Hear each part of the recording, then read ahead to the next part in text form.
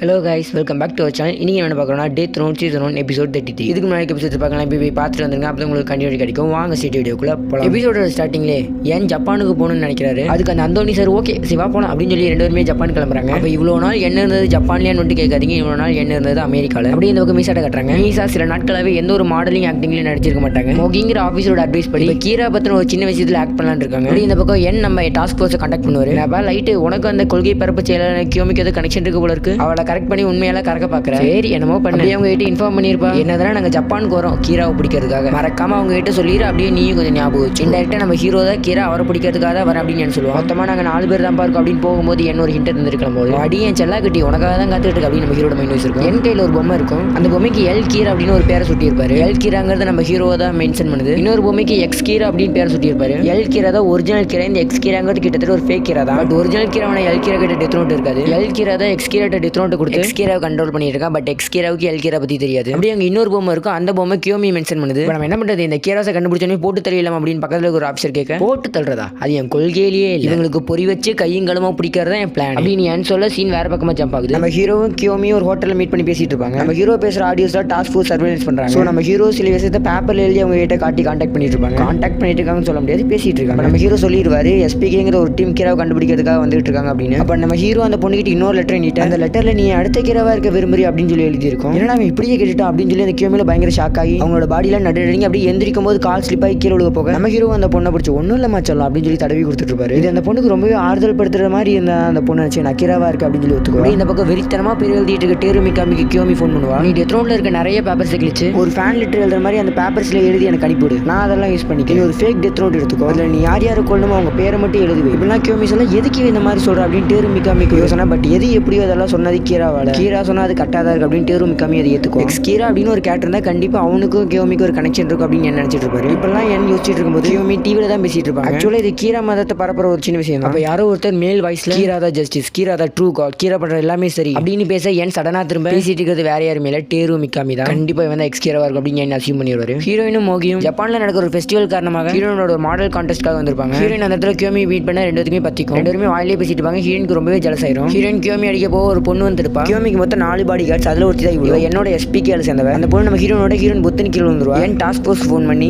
L அதுதான் light கீராட்ட பேசினாங்க. அப்ப ரெக்கார்ட் ஏதாவது ஆடியோ வீடியோ ஃபுட்டேஜ் இருக்கு அப்படின்னு கேட்பாரு. இல்ல கீரா எல்லாத்தையும் ரிமூவ் பண்ண சொல்லிட்டான் அப்படின்னு நைஸாக சொல்ல ஓ அப்படியானு கேட்டு என் ஃபோன் கால் கட் பண்ணிடுவாரு. என் ஒரு கேரக்டருக்கு ஃபோன் பண்ணி பேசுவார். இந்த பர்சன் தான் டேரு மிக்காமி, அதாவது எக்ஸ் கீரா ஸ்பைவேல பார்க்கறதுக்காக வச்சிருக்காரு. இந்த கேரக்டரோட பேர் தான் கிவானி. மீசாவோ கியோமி ஒரு மீட்டிங் அரேஞ்ச் பண்ணி பேசிட்டு இருப்பாங்க. ரெண்டு பேருமே மாறி மாறி லைட் எனக்கு தான் அப்படின்னு பேசிக்காங்க. ஒரு சின்ன தீப்பொறி பார்க்க ஆரம்பிச்சிடும்.